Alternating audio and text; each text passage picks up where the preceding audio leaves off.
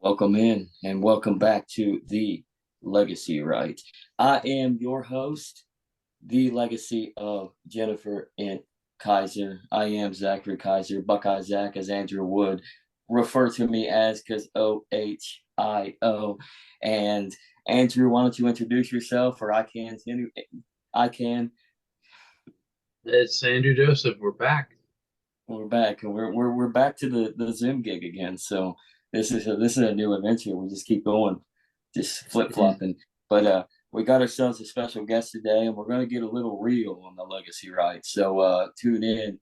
But before that, you know what I got to do, man? I got to do my plug. I got to Yeah. do the ad. I got to run it for my cousin. Go to fanghornforesters.com for all your woodworking needs, necessities, millwork, and if you got some construction work, on the table. He's out of Cincinnati, Ohio, southeastern Indiana, but he will come to you. Just make up the contract. His contract details on fanghornforesters.com, as well as everything else that he makes in his crafts. Fantastic, from coasters to anything just about woodworking. Fanghornforesters.com. You know, Fanghorn, the leader of the Ents. We are Ents. He is an Ent. Fanghornforesters.com. Anyways, let's get right back into the show and get it started. So we got a special guest.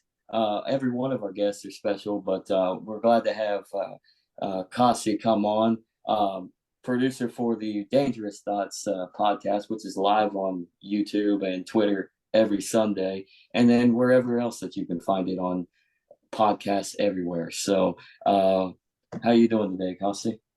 I'm here, I'm alive, and I'm dealing with my day to day. It seems like a trend though. Like what throughout what's a normal day for you? It seems. And if I'm Um, too personal, tell me to shut the fuck up. no, I tend to, with the way our lives have been going, I tend to get personal with people that I probably shouldn't get personal with because Mhm. I end up venting, and I have some random person, random soul on the other end of a line or the other end of an interview, and halfway through whatever I'm saying, I'll think, man, I really feel sorry for this person. They're just doing their job. They answer the phone, and here I am laying life on them. Mhm. Yeah. Mhm. But That's no, usually. the average day for me, at least the last week or so, which has not been so average for the last few years, I've been making phone calls every morning Mhm. to try and find placement for my autistic, violent daughter. She's Mhm. 10 years old, and she struggles with her daily life and requires a lot of attention. She has a very high level Mhm. of care. And so in the morning, I've been making those phone calls. We're on a time crunch to get her place right now. Mhm. Um, in the afternoons, I've been dealing with my own personal medical situation with the VA and whatnot that I've been Mhm. putting off for the last 6 years now or Yeah. longer. But leading up to this last week, our daily life has been cops. Like, Mhm. Yeah. somebody Yeah. calls the cops on us, and like there's mornings where if we realize, oh, our daughter, her name is Dakota, oh, Dakota ran away, Mhm. it's like a game for us. Like, can we call the cops on ourselves before somebody else calls the cops on us? Oh Like, you yeah. always want to be the first one to call. Yep. Yeah. I mean, and that's a shame too. Like, she's what? You said she's 10 years old. She's She's 10 years old. obviously autistic. So, I mean, it's probably more like a game to her too, because it seems like Yeah. it's a way for her to kind of vent in her own way. So, Yeah. I mean, She gets fed up with denied access. Denied access is her number one trigger. And mhm. Mm. I tell people that denied access makes her homicidal. And that's not an Mhm. exaggeration. Like, Mhm. she Yeah. goes full blown. So for her, like, this eloping, which the eloping started about 5 or 6 weeks ago now, but once she realized that if she gets far enough away or if she's gone for a certain amount of time, that she will get a ride in a police car, that's a game for her now. Mhm. Yeah. So now I'm going to run Yeah. away every day, 2, 3 times a day, so I can ride in the police car. Mhm. Mhm. Yeah, I mean, it's got to be really stressful though, just to have to go through that day to day thing. And so how is the placement going? Like, I know It's that, not, yeah. there is no placement. Mhm. Um, we spent 5 years in Florida. So would you like me to give you like a little rundown, like a history of how we landed in this situation that we're in now? Hey, it's up to you if you want to lay it out, you can. So, So I got out of the military in 2012. I served '08 through 12. And for anybody that has been alive in the last 20 years, you know that that was a very heavy time in the war, like starting around like 2004 through about 2013, right in there.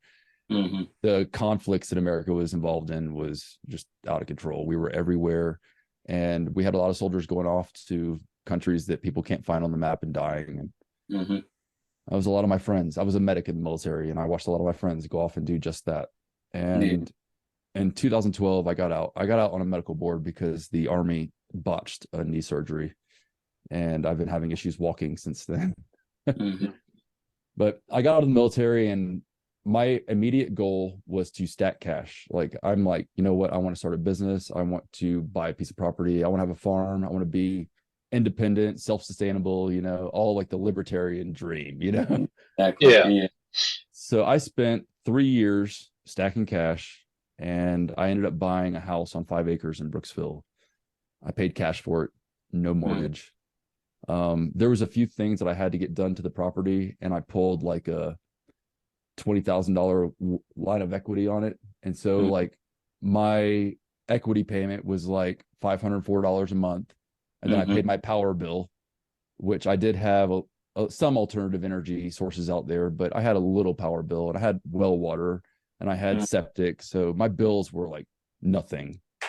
And I got to the point where I was making like $120,000 to $150,000 a year when I was touring, and I could afford to go take 3, 4, 5, 6 months off if I wanted to, and all that money would just sit in the bank. My VA covered my little $504 mortgage, if you will, and my like $400 in bills. Like, I had vehicles paid for, everything was paid for. That was my mindset, security. Yeah. So I ended up getting a phone call from my high school sweetheart. I'd known her my entire life. I have known all of her exes, except for the current one that she was with, for reasons. He was an Army Ranger, and he was beating her. He moved her out of state and put her in a house, isolated her from her family, and started abusing her. So she called me up, let me know what was going on. And I was at a position in my life, like, her dad got involved. Her dad asked me to help out because he couldn't do anything about it. I was like, you know what? I'm in a position, I can do this. I want to give back a little bit, and I loved her. My entire life I've loved her, and I care about her kids. So I went up there, and I stayed for a week. While I was there, now granted, I still had like a month's worth of work booked out, but while I was there was an eviction notice nailed to the door when I first rolled up. I called the landlord, and I told the landlord, I was like, look, is there an amount of money that I can work out with you so you don't evict them?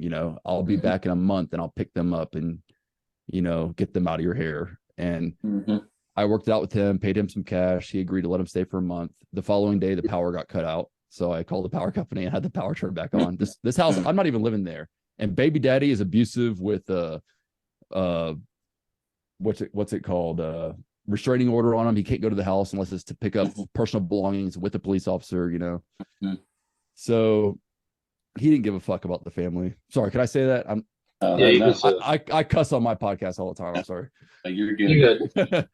So I paid off a bunch of their bills, worked it out to where they could stay in the house with power for another month. I bought diapers for the kids. I bought food. There was no food in the house, no diapers.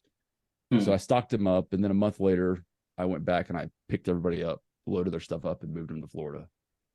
At that time, Dakota was only 3, and she was already showing signs that she wasn't quite your normal kid. She broke an interior door in their house, went through the middle of it when she was 2 years old in the middle of the night. And she did it again. It went at my house in Brooksville, and I had to build like this big castle door for her, made out of like 2x6s, and had a 2x8 base and big latch. But that didn't even keep her in. And in 2017, so Dakota was 4 at this time, Hurricane Irma came and destroyed the house. So now we have 5 acres with no house on it. And FEMA is supposed to be there to help, that glorious government agency that helps in natural disasters. I had friends of mine in Miami that were on like the 7th story of a condominium, and they're getting like a $3,500 check from FEMA. And here I am, my house is gone, and FEMA is like nowhere inside. Yeah, nothing. Nothing. Sounds about right. So we ended up being homeless, and from there we got a little house in Newport Richey. That's Pasco County. If you've ever watched Live PD or Cops, that's where like all of it shot. That's And eastern end, isn't it? Or is that eastern or sorry, the west coast of Florida. Okay. It's just outside of Tampa. Okay. But it's like meth head central, Florida man, And while I was there, I without any help from anybody, I sold some things, pulled some money together. I rented a little house. So I go from owning to renting.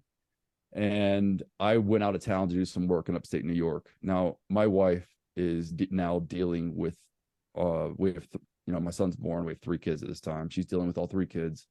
And Dakota, not sleeping and being the way she is, she was stressing out all the time. So she started drinking to cope. Like every night, whenever she could get Dakota to sleep, she would drink as much as she could so she could fall asleep, because Dakota's going to be up. And so she'd have like all these alarms set, and she'd have like alarms on the doors of the house and everything, because Dakota tried to run. And I guess one of our neighbors called the cops on her while I was out of town. And they showed up at our doorstep at 2:00 in the morning. I was 20-hour drive away plus. And they told me that I had 2 hours to come get the kids, or they were going to put them in foster care. So I told them, I was like, there's no way I can get from New York to Florida in 2 hours, So they took the kids, and they put all the kids, three kids, 3 separate foster homes for 13 months. So that started our state case plans. So that's where the state, if you guys have never been through a state case plan, that's where the state comes in. They're like, your life's all fucked up. We have this incredible plan that's going to help you get back on track. It's garbage. So by the time we comply with all of it, we spend more money on lawyers. We end up missing work to make all our scheduled appointments with the state. And our life started going like downhill fast. So we got to a point to where I found working local in Tampa. My wife was working, and we got a house. The rent on that house was like $1,700 a month. And I found a local gig at the Tampa Convention Center, making almost the kind of money I was making touring. It paid all our bills. Wasn't much room for savings, and that definitely wasn't enough to pay for Dakota services, but we were living manageable. And then November of 2019 comes around, and the VA has scheduled me for a disability rating evaluation. And this appointment was with a third-party contractor outside of the VA. And I missed the appointment because they mailed the appointment notification to my house that had been destroyed by Hurricane Irma. The letter got to the house about a week after the house was wrecked, and about 2.5 months before I had a solid forwarding address. So when the mail got returned, it went to Virginia, because that was the last address they had on file for me. So I never saw this letter. So come November 2019, my VA disability drops $800 a month with no hope to fix it. Like I still haven't gotten that fixed. And then 2 months later, me working in the entertainment industry, no gatherings over 50 people. This was a month before the CARES Act. I lost all of the work that I had scheduled for 2020. So now we're not paying rent, but there's an eviction note. There's like an eviction moratorium, and that's supposed to keep you safe. So about 3 or 4 months goes by, and around July, August of from like March, April, May, June, about 3 or 4 months go by, and the Progress Residential was our landlords, big corporate company. They found all the loopholes, and they evicted us during the eviction moratorium. So now here I am with autistic, violent, homicidal Dakota, 2 other kids, homeless again, second time in just a couple of years, 3 years, So all the services that Dakota had started up in Florida, we had to reset, because whenever you move counties, switch addresses, you get new case managers, everything resets. So we went to Spring Hill, lived up there for about a year and a half. and I got another job, several other jobs actually that time. I got fired from several of them because the school kept on calling us to come pick up Dakota because they wouldn't keep her because kids violent, they get out of school suspension, and I lose my job. And once I lost my job 3 different times there. We called Medicaid and found out that Dakota wasn't even on waiting list anymore, that they had totally just like dropped her file. And that's when we moved to Colorado. So again, I sold a bunch of my personal belongings. I pulled some money together. I ended up being able to pay off, like I had one other car that I was making payments on at the time, but I paid off that car and I moved the family to Colorado, and we lived in a hotel out here, a fentanyl infested hotel for 3 months. Some dude was shot and killed in the parking lot while we were there. It was crazy. Good times. But we got here, that was 14 months ago now. And for the last 14 months, we've been navigating services in Colorado. And we've had one organization that helped us get into this house, and they pay half of our rent. That is the only government service that has actually helped us in the last 6 years. And they couldn't even do it on their own, because when it came, our situation was so bad that when it came time to put us in this house, they only had a limited amount of funds. They said that they would only pay half our rent, and they did not have money for a security deposit. So we found, get this, libertarians, are you ready? There was a nonprofit organization that has a board of directors that's members of the community here in Colorado Springs and Manitou Springs, and they take donations from the local community. And that little organization pulled together $4,000 for a deposit to get us into this house, because the government resource could not do it. That's awesome. Yes, it was awesome. Talk about some voluntaryism on that one. Right? Yeah, seriously. That's good to have. I mean, good to look for. So, but the main issue that I've learned through all this, though, is like I sent you a message about an hour before we started this. We have a lot of government services, government programs out there. There are hundreds, if not thousands, of people on payroll in all these organizations, and they're making $60,000, $70,000 a year on the low end. Some of them upwards of like $150,000, $200,000 a year salaries. And meanwhile, you have families that are trying to navigate these services that are disappearing. Like they're winding up on the street. They're winding up like homeless people who had everything. Like I had everything. You know, it wasn't, I'm not saying that I was some rich motherfucker, or, you know, I couldn't go out and buy anything I wanted to, but I had my little shack on my little 5 acres of dirt. I had my 2 little beat up trucks that were paid for. I had my 2 little beat up boats that were paid for. I had some farm animals, you know, like I was doing well for myself. And now through all of this, you know, all these people get paid this good money to drive our family down through the ringer, you know? Yeah. Well, that's job security for them. I mean, they get paid to help squander your potential. Yeah. You're right. I'm glad you brought that up on potential, Andrew, because that's what it is. Like, it's all about, everybody has potential to do something, but I mean, these services, they look like from the outside looking in, there's a benefit to them, but it's just so muddled with bureaucracy, and there's just too much going on in place that people just tend to forget that you're dealing with people.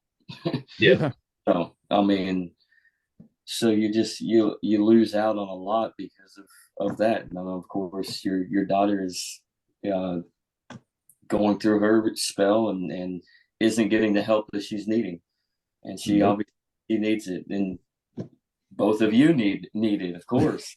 So having to deal with her outbursts because of her issues, I mean, and nobody's just willing to help, and then you're on the phone constantly, and for what? Basically For just nothing. Ring around the rosy, pretty much. So oh man, yeah, this morning I spent this wasn't recorded, so I'll tell you guys, this morning I was on the phone for 2 hours with an intake interview for CCHA. It's a Medicaid program to help my daughter get her placement. And while I was on the phone with them 2 hours, I missed 2 phone calls from the VA for my own personal health care. And I also had a Medicaid ride that sat out in front of my house for about 15 minutes waiting for me and my son to get him to his appointment that I missed. It's one of the services that we qualify for. It's waiting on our doorstep. Meanwhile, I'm on the phone doing an intake interview with this lady who's saying that literally none of the group homes and none of the residential services in Colorado will work. She's telling me this. I'm on the phone with her saying, yeah, we can't help you. So we're going to start looking for placement outside of the state. Meanwhile, I have a service outside that I can't even use. Oh, bureaucracy. Yeah, bureaucracy. It's terrible. So, I mean, mind if I ask you, man, according to you, like we'll get on the subject, like the VA, like how does the VA work? And I mean, I know that I've heard It stories. doesn't.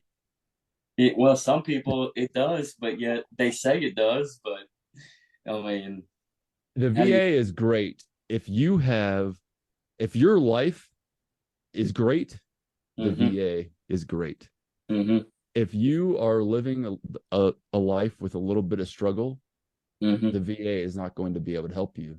And that's because none of these government organizations, these government programs communicate with each other. So you might qualify, like I, as a veteran, I qualify for VA healthcare, and the VA has services where they can give me a ride to and from my appointments. However, I have 2 other children who are in school. I have one daughter that requires intensive care. And when that VA ride shows up, they're not going to take into the fact that I have 2 other kids that have to be picked up from school. I don't have a babysitter for them when they get home. Nobody will watch my other daughter. And because of insurance purposes, they won't take my kids in the car with them to get me to my appointment. So now I miss my appointment, or the kids miss school, and we miss out on everything else because it's too complicated of a situation for that service to solve. Yeah. And in reality, you should be concentrating on everything else other than that. Like I mean, get your services, get them done, and get back to life. I mean, that's what it sounds like. You're not allowed to have life. You're not allowed to live. No. And I've told, and this is another one for all you libertarians, volunteers, anarchists out there. Like, I know you've all heard the saying, a lot of Republicans say, pull yourself up by your bootstraps, well, everybody that says that, they don't take into account that the fact that the government might have been what put you in that situation to begin with. And now you're telling somebody to pull themselves up by their bootstraps while they have the government breathing down their neck, making it to where it's impossible for them to do that. So, like, I am capable of working. I could go out and make money right now, but I have to be on the phone with all these services. If I don't answer the phone calls, they'll drop us again. I have to do this. If I don't miss out on the services, they won't realize that I'm missing out on the services, and they won't see the gravity of our situation. It's like we have to prove to them that we are in a shitty spot for them to help us. But I can scream off the top of Pikes Peak over there that I can take care of myself.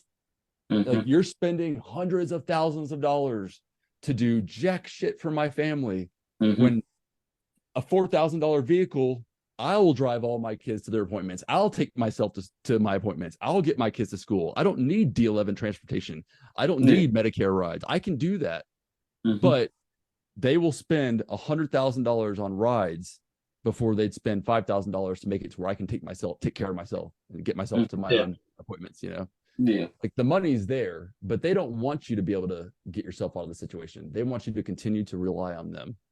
I mean, the worst idea of slavery is dependency. I mean, it really is. So, and then if you look through history, I mean, go into the historical preference or the historical reference of, I don't know, say like the Nazis or the communists in Soviet Union. I mean, you make them dependent and then shoot them all in the back of the head. Yeah.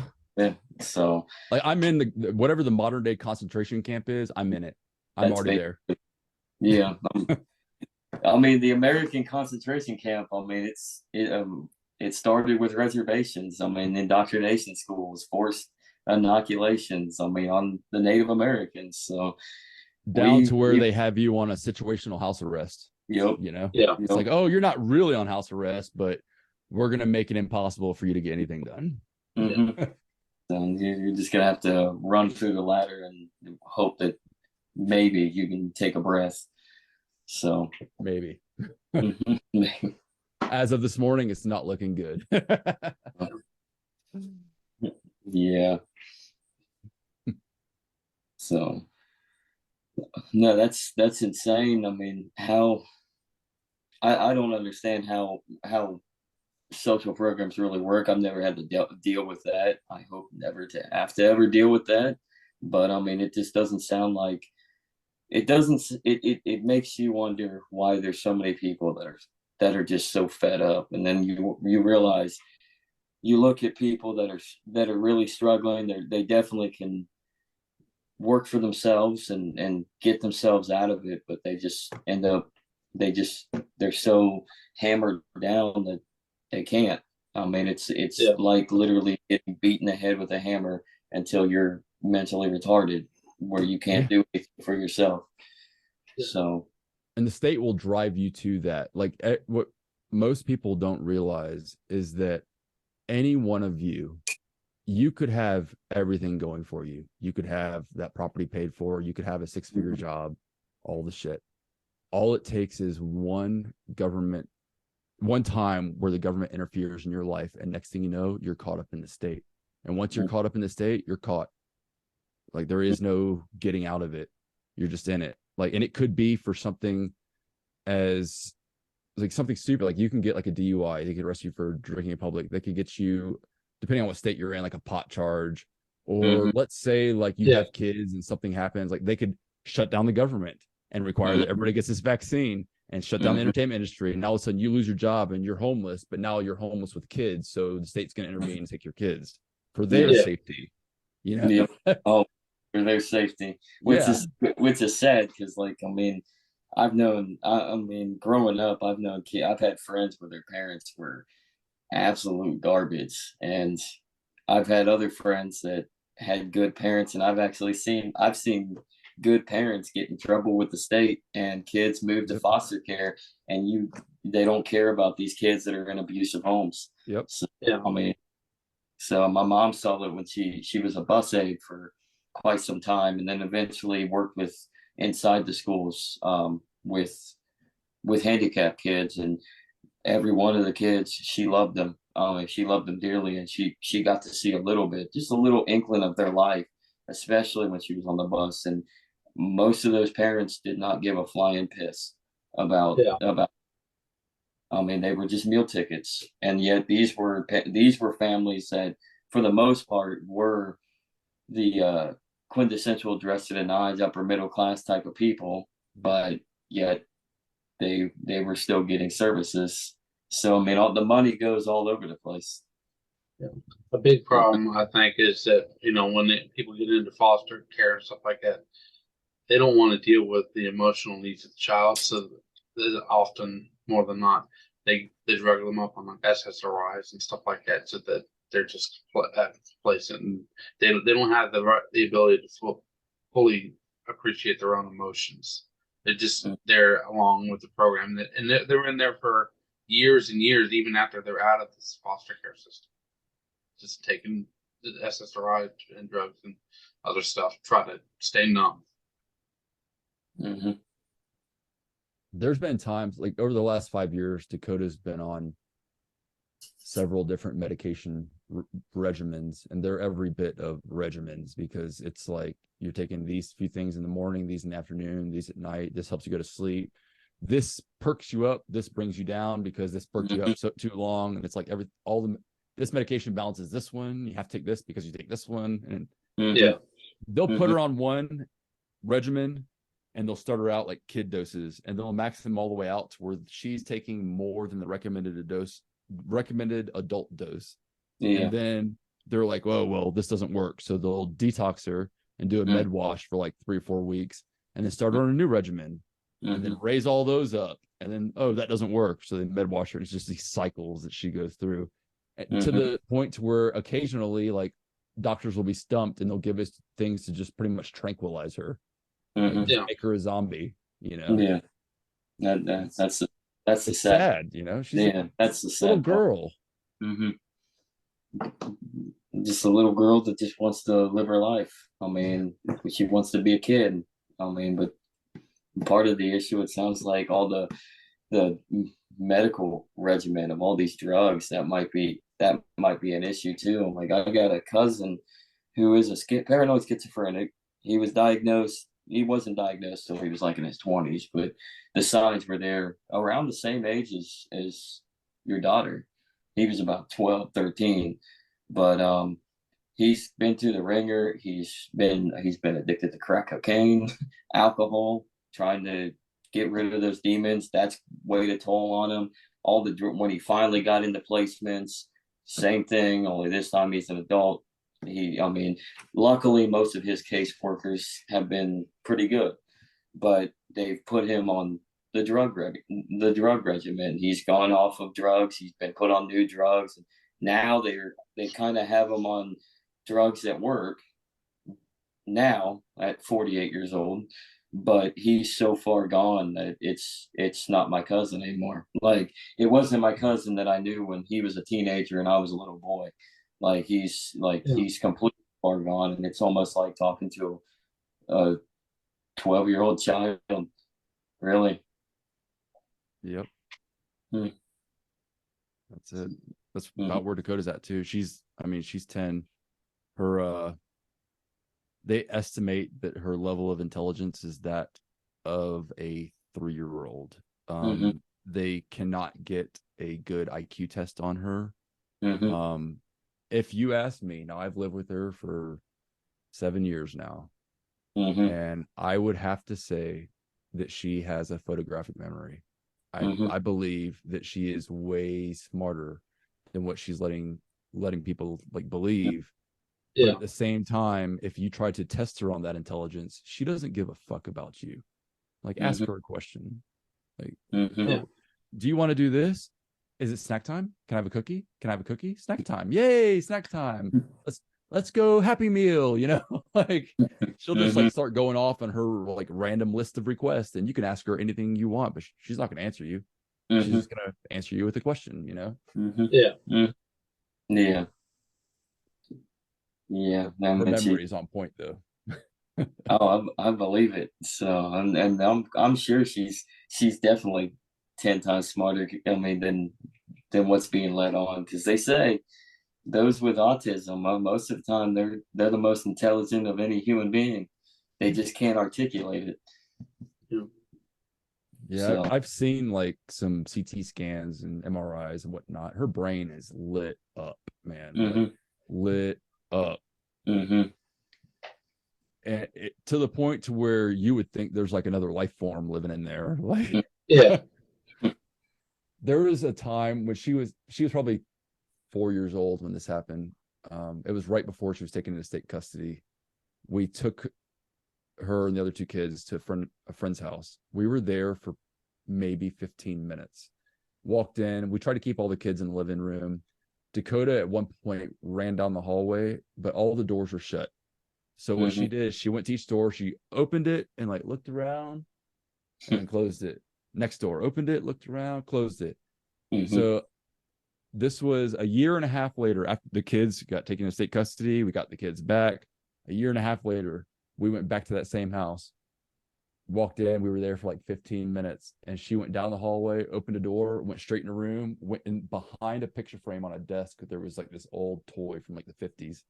She remembered it from a year and a half ago, exactly what room it was in, where it was at in that room. She remembered it just from a glance. And went and grabbed it within like a few minutes of us being in the house. When she already had it, she was playing with it. We're like, what the fuck? Yeah. She is That smart. sounds like something I remember hearing about Ayn Rand. She was asked about what toy she would prefer to have, thinking that she was going to get that toy in the future. And so she said she wanted the one she didn't like as much as she would have the one in the future later. It was kind of wild. I don't know if she thinks that far, but her memory, like as far as like placement goes, she does. There are some like, she does have some rational thinking skills, and we do see it in her everyday decision making. I don't think it's as far out or as like cognizant, if you will, as that. But we'll see that like short term, like I'd rather do this now knowing that I can do this other cool thing after, like the next Mhm. step is always more important to her. Like, what do we get to do next? Mhm. Mhm. Yeah. No, that's awesome. That's what she needs to be able to get to do, but in the right mind frame, I guess. So, I mean, I'm hoping that something can finally give for you, but it's the state though. It's the Yeah. state. So Okay. what? Well, give us just a minute. We gotta cut for a break, and we'll be right back.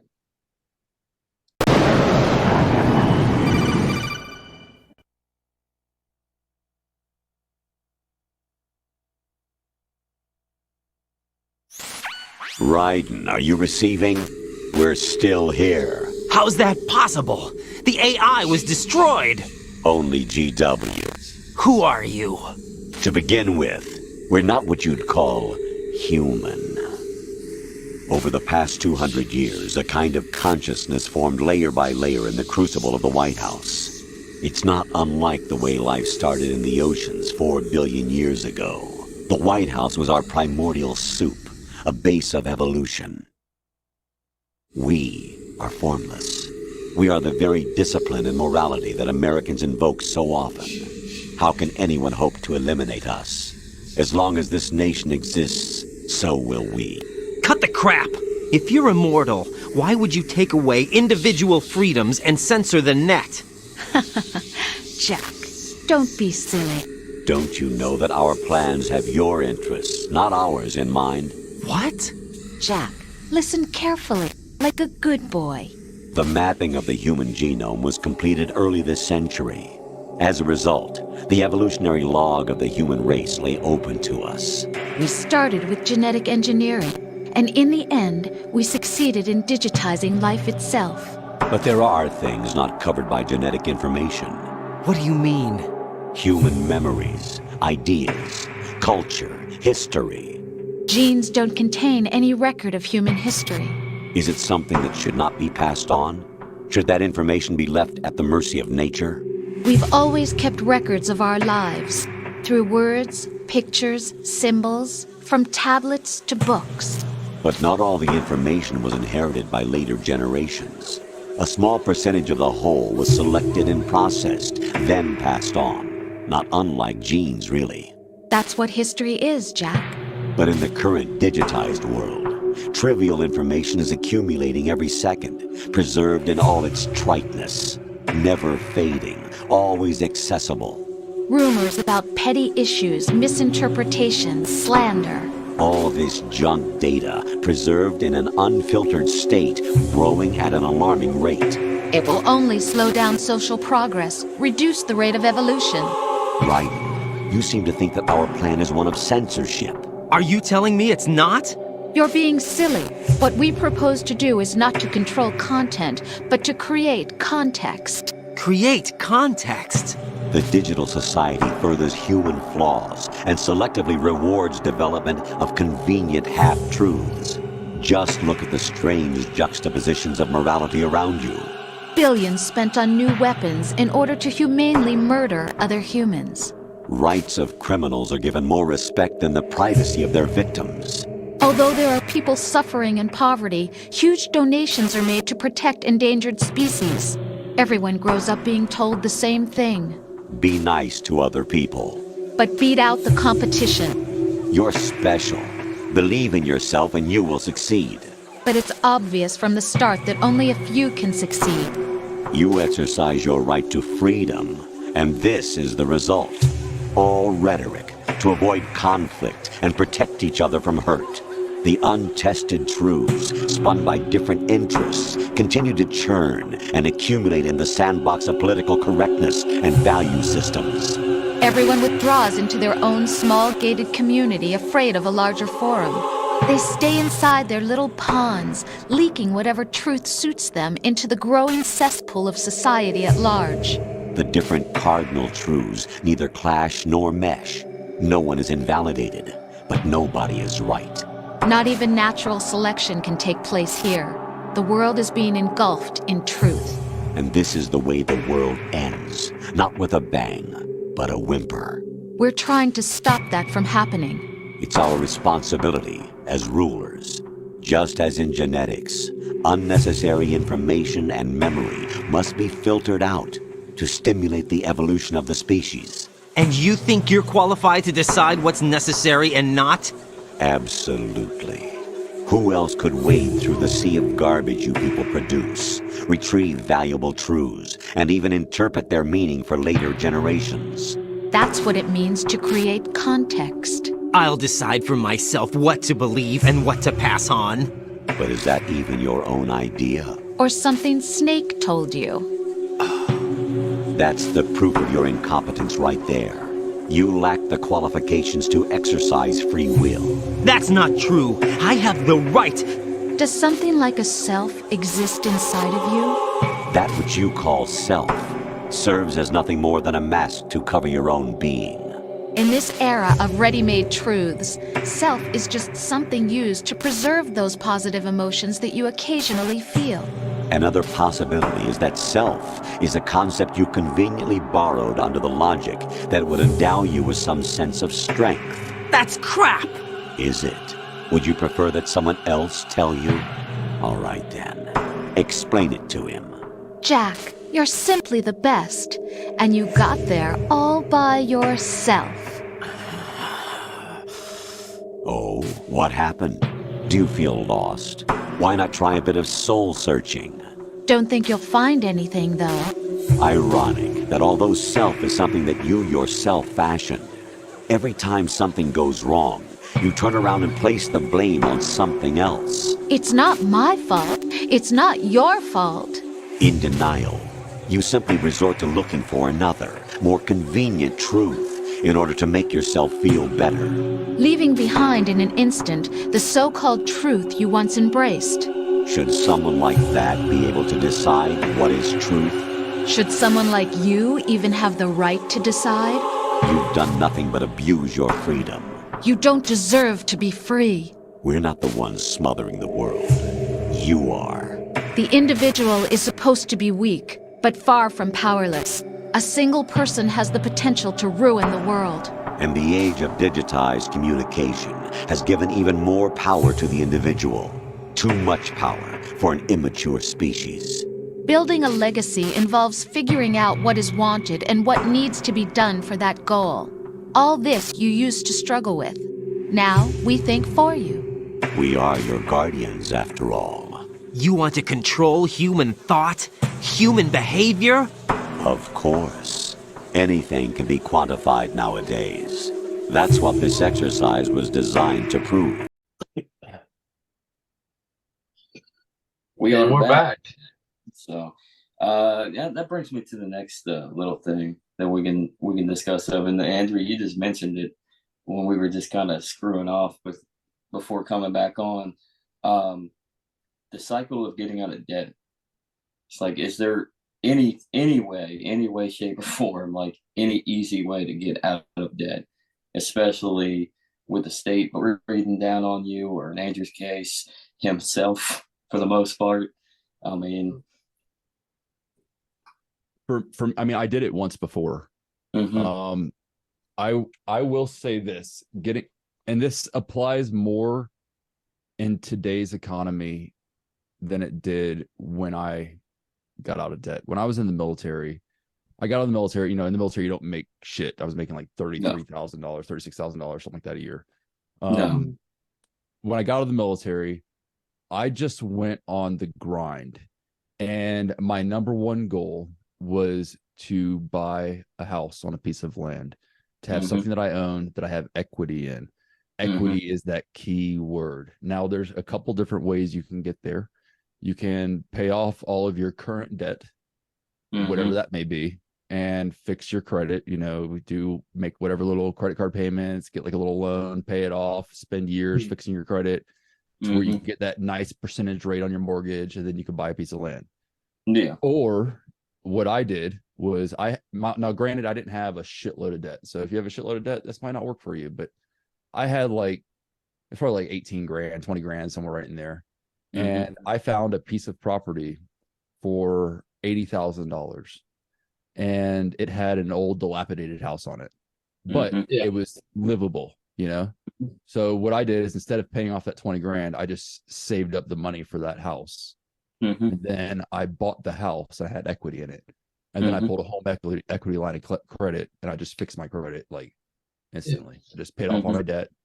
And then while I was in the house and I was making my little lien payment that I had a couple small credit cards. And then after I bought the house, after I paid off all my big debt, then I focused on building my credit afterwards.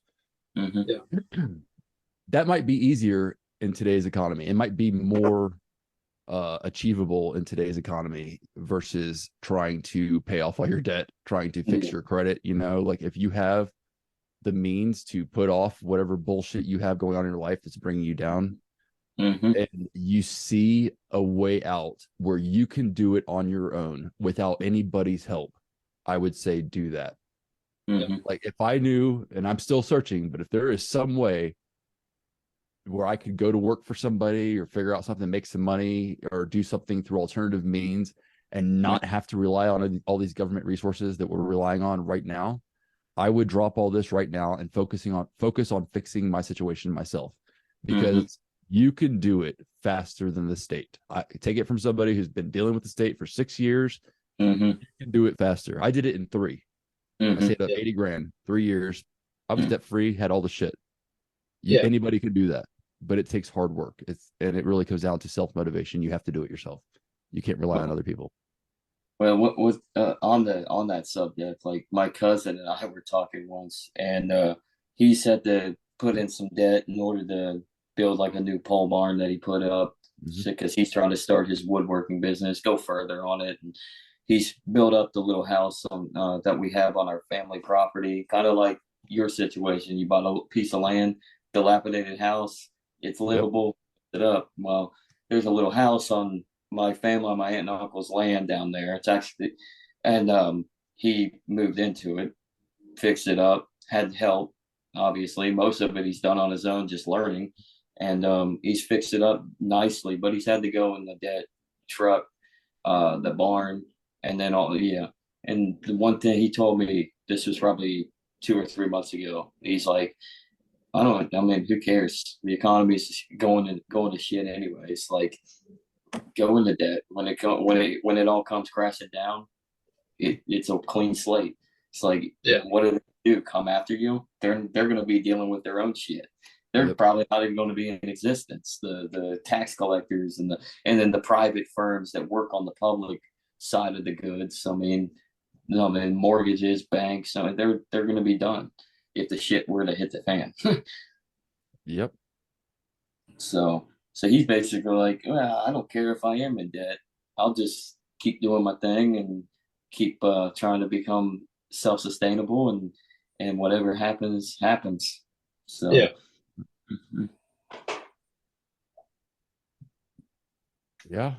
Whatever happens.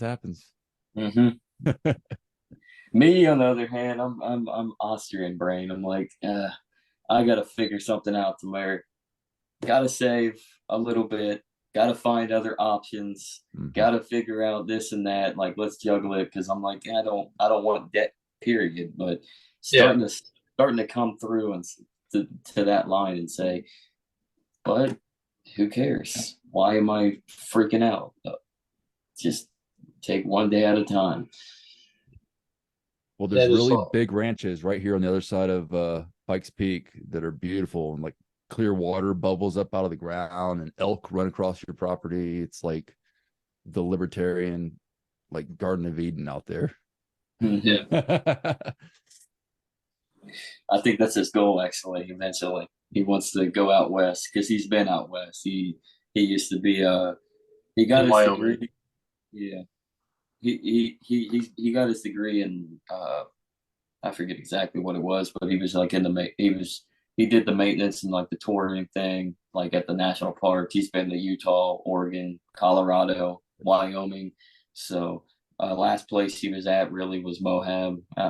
But he had to come back for circumstances. So, but his goal, like, I mean, he's in a good place now, but you don't know. I mean, he wants to maybe go branch out again, build a big old compound in Wyoming or something, or Colorado. Yeah. Probably. Well, Wyoming's only 2 hours north of here.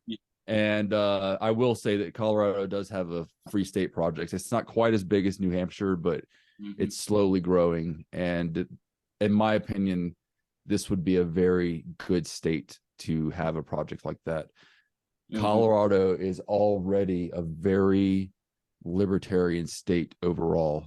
If you just like take away Denver, like Denver's like the majority of the population, you know, like, and Polis is up there, and that's, you know, we're a Democrat state. However, Colorado Springs is a Republican city, and most the El Paso County is a libertarian county. This, for those of you that didn't know, Colorado Springs is the birthplace of the Libertarian Party in the United States. 1971 in a basement right here. That's wild.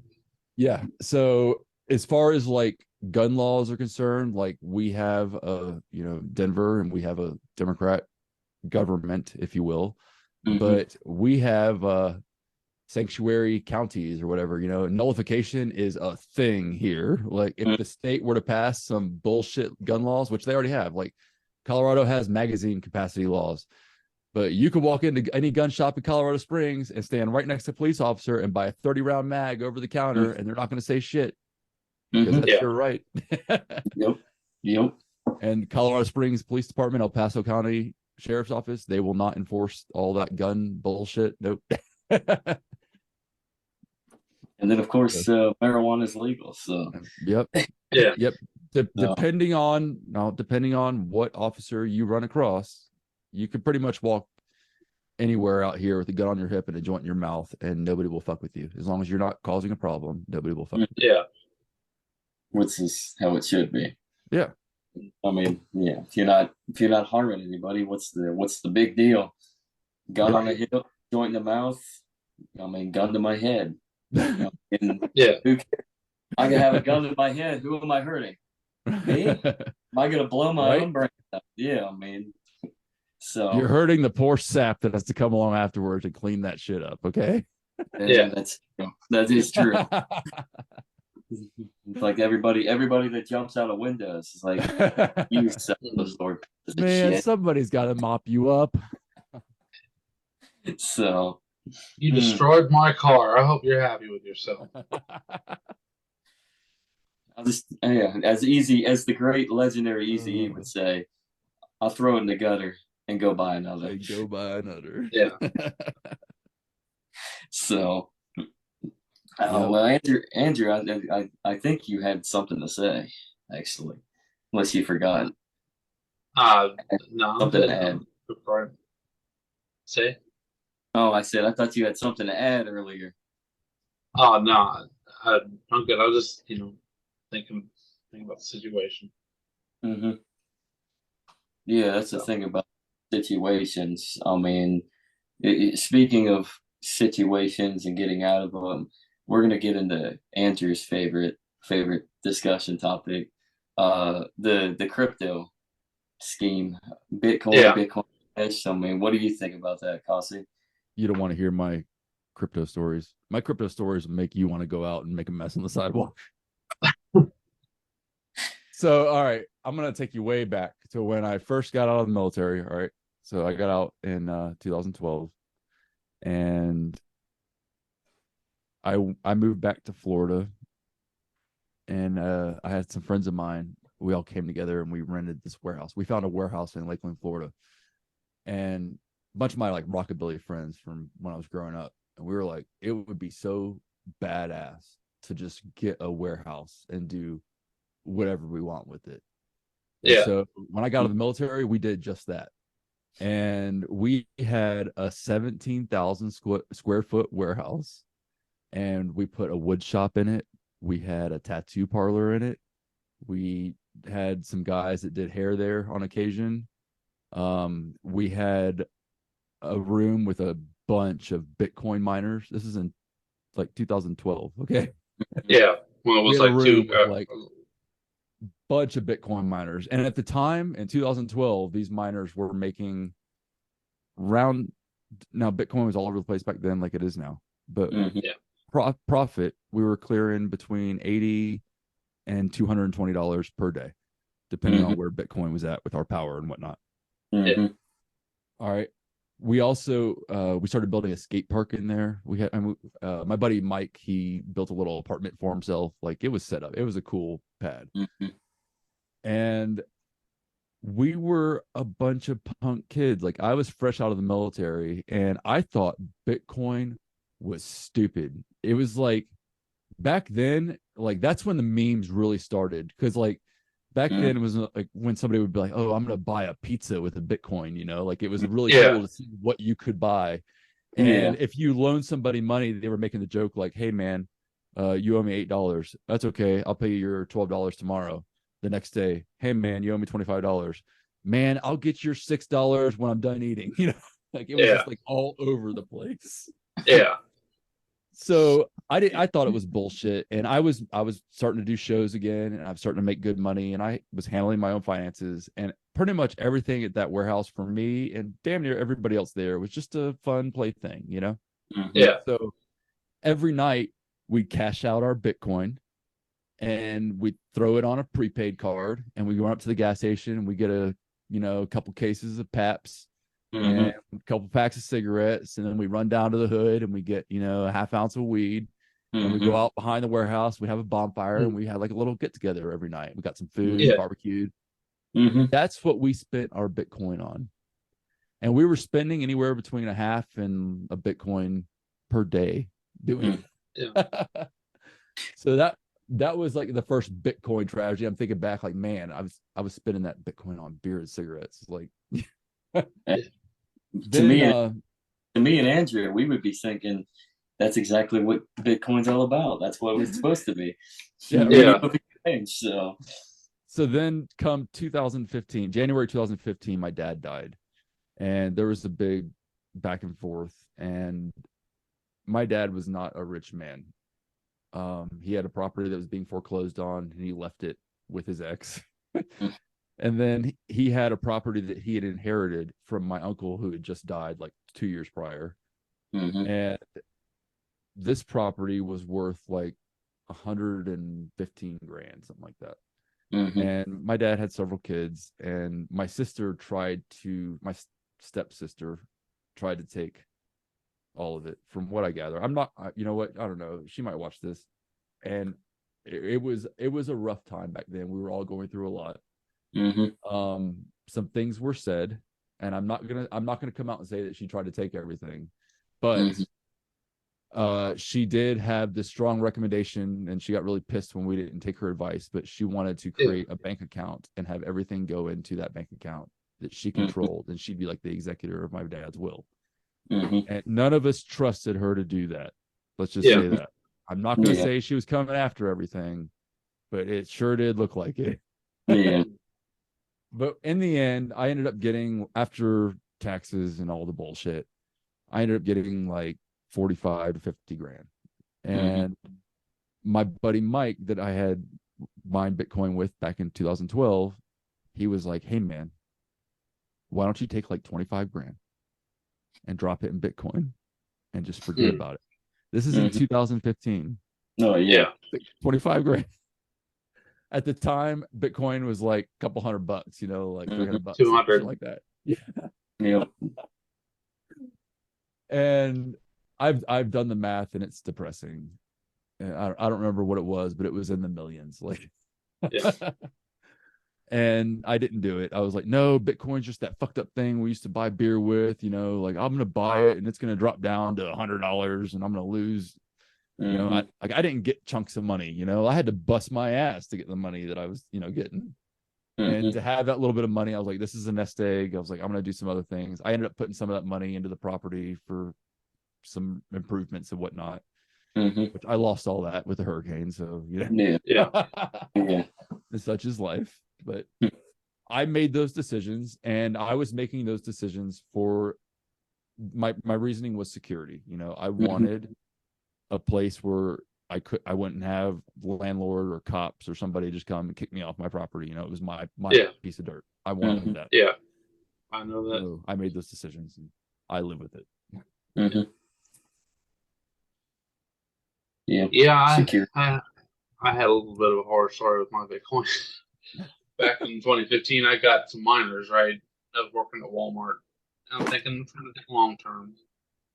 And so I started mining. And I'm going to pay the electric bill because I know the stuff's expensive, right?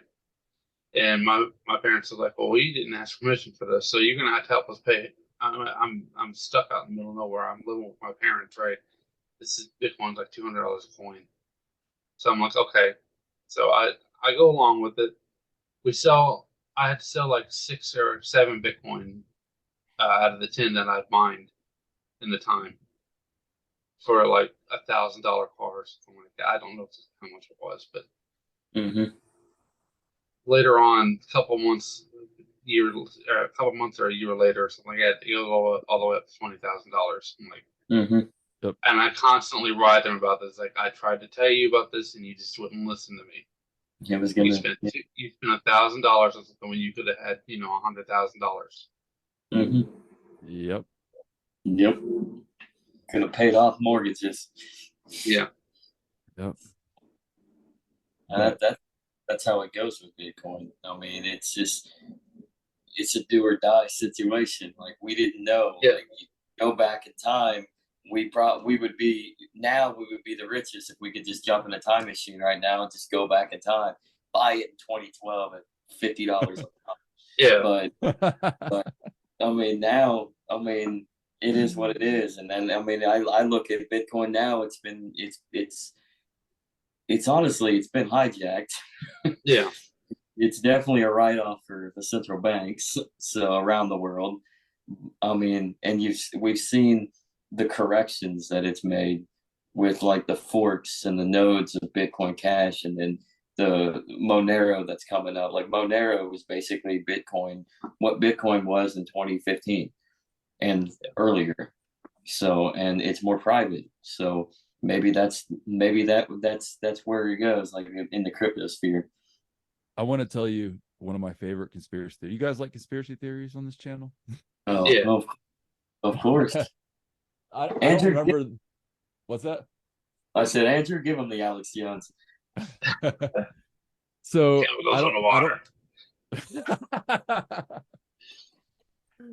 I don't remember the name of this guy, but he's one of those like millionaire billionaire types that runs in the circles with like Gary V, Grant Cardone. He's like in that group, He's white hair, shorter. He always wears a vest and like a watch, and he's always mad and yelling at you. I don't remember his fucking name. Peter Schiff. What was that? Peter Schiff. Yeah, that sounds right. Yep.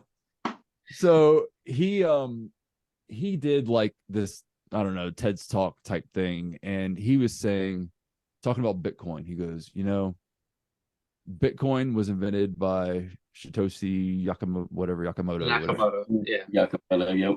And he goes, nobody knows who that is. He goes, well, at least nobody thinks that they know who that is, but you all know who that is. He goes, I know who that is. And if you guys knew who that was, you guys wouldn't be buying this Bitcoin.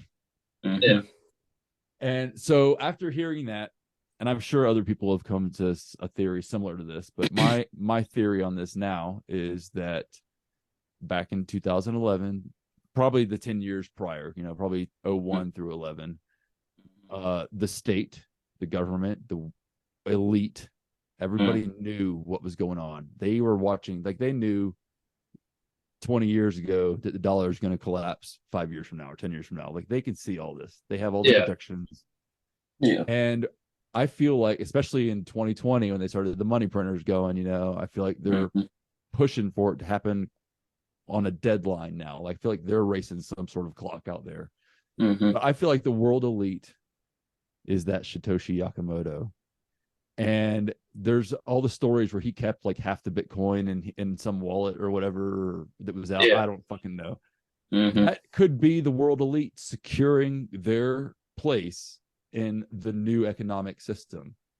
And that's why we don't know who that is. And so all of like these new, like the US, the digital currencies, like the USDC, whatever, all those currencies around the world, they're all going to be like stable coins or backed by stable coins and all this shit. I have a gut feeling that that's going to be the end game use for the Bitcoin blockchain. Like, everybody says that Bitcoin is useless, I don't think it's useless. Mm. It does. It's a blockchain. It's tracking. And I Mhm. feel that my conspiracy theory is that we haven't seen what that blockchain is going to be used for in game. Mhm. And it could be to back all of these new world currencies. And that Satoshi Nakamoto could be the current world elite. And Yeah. they're already set up to be the world elite for the next economic system. And Mhm. all of us liberty-minded people that think that we are sticking it to the man by using alternative currencies, joke's on us. Yep. Right? Because we're just buying into theirs and promoting theirs. Yeah. Another conspiracy theory that I'm gonna add on to this. We're gonna create a new one. Satoshi Nakamoto is Alexander Soros. That'd be spooky. Well, I mean, the thing is, nobody really knows who Satoshi Nakamoto is. Mhm. I wouldn't put it past them. He's even more left than his father. Yeah, he is. Yeah. So, or it could just be a couple of teenagers in their mom and dad's basement back in 2008, 2009, and now they We're gonna disappear. rob the world blind. You don't And know now, how to do real economy. yeah, and now they're in their 30s and they're rich beyond their wildest dreams. Yeah, And they're living it up over there in the United Arab Emirates somewhere with the princes and whatnot, and nobody really knows how much they're worth. mhm. One So ruble. that, They're all That's who worth that- one. that's who that Crown Prince killed. Oh, Hmm. We're Who knows? we're feeding it. Money printer go burr, conspiracy printer go burr. yep. So now that's pretty interesting, man. I don't think I'm ever gonna forget that now. No, that Yeah. one and Justin Castro. Those are my favorite conspiracy theories. The Bitcoin one and Justin Castro. Wait, hold on. I don't think I've heard the other one. Justin Trudeau is Castro's son. Oh, Yeah, I've Heard heard that? Yeah. that's right. Yeah. I don't care about that anymore. Neither do I, but that's a fun one. That is Because that's fun. one that they can go and they can prove that right now, but they choose not to. Why does my grandparents speak German in Argentina? That's a good question. Oh, wow. Because we're German, son. I don't Einstein. know. So, well, with that, I mean, we have anything else coming to mind? Anything in the corner of Andrew Joseph that he wants to bring about?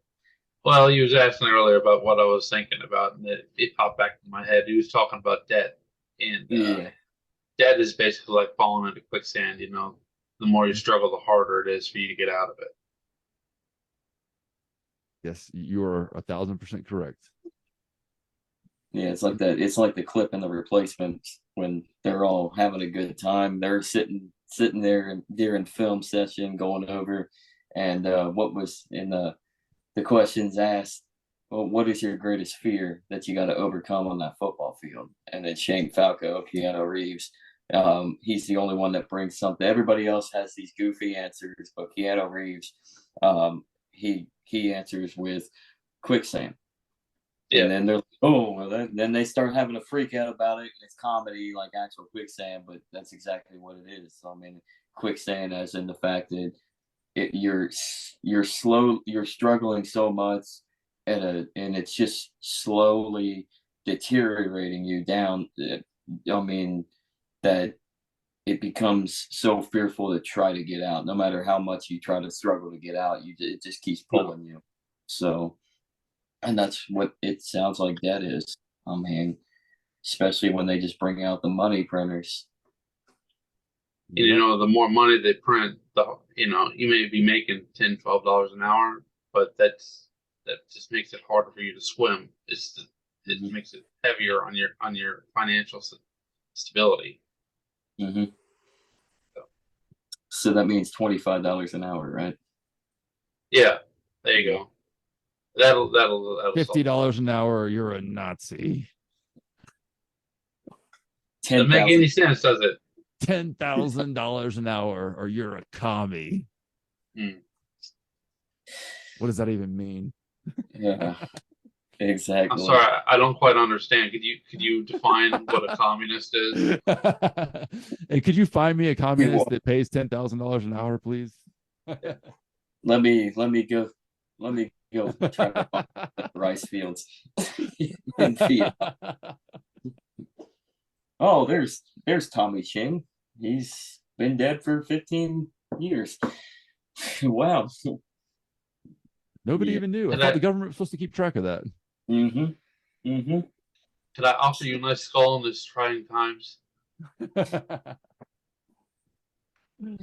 Oh shit. Well, I guess we will go ahead and wrap this thing up. I think it's what time are we at there, Andrew? We got about 8 minutes left.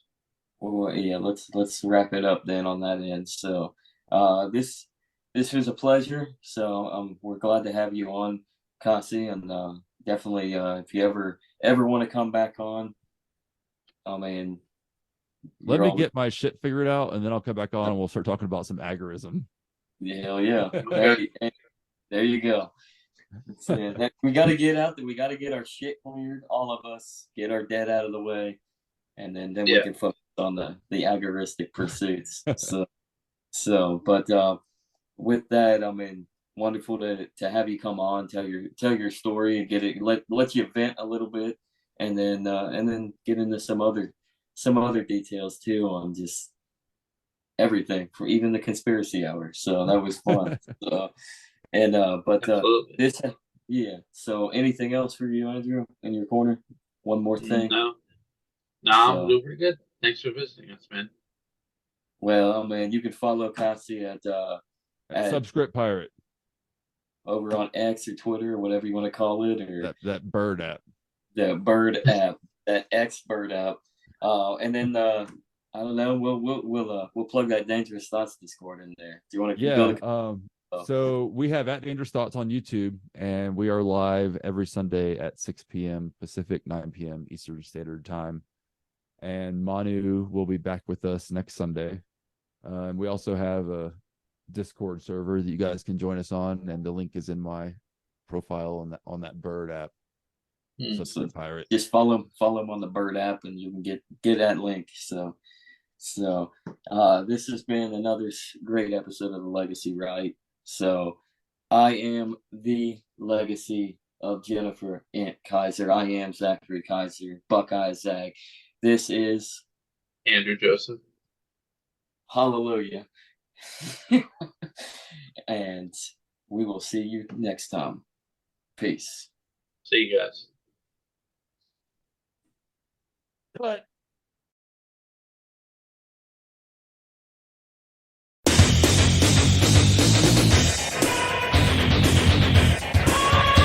Ladies and gentlemen, I'm Steve Roosevelt, and I'd like to welcome you to WCW Nitro.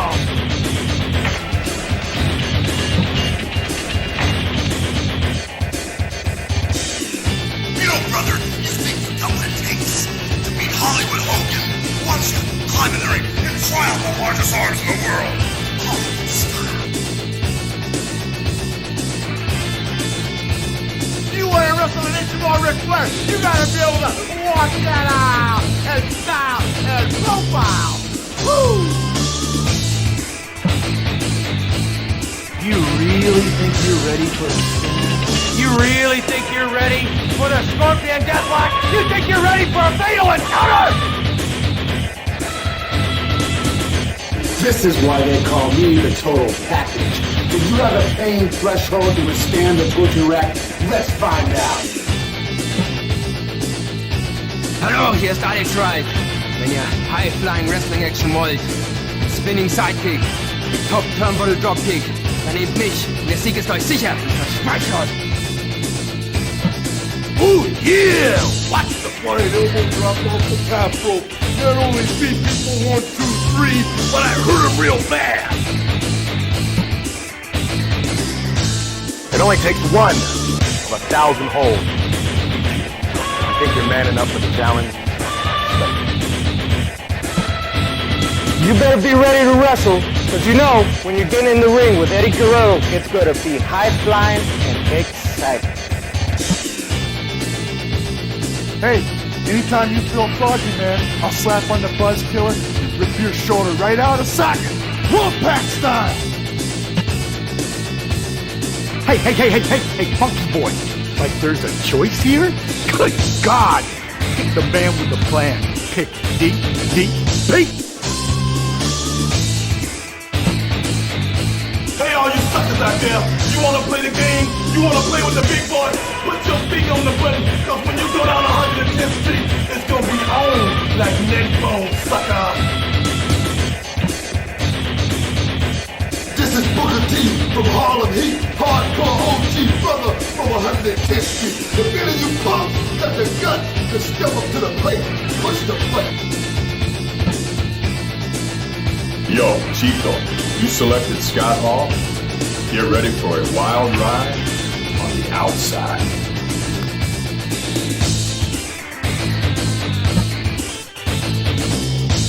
Hey there! How'd you like to get power pop? Come on, pick me. I'm begging you, pick me. Please pick me.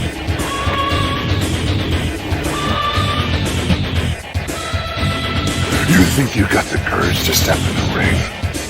I think you're gonna wind up with a snap neck from the choke slam.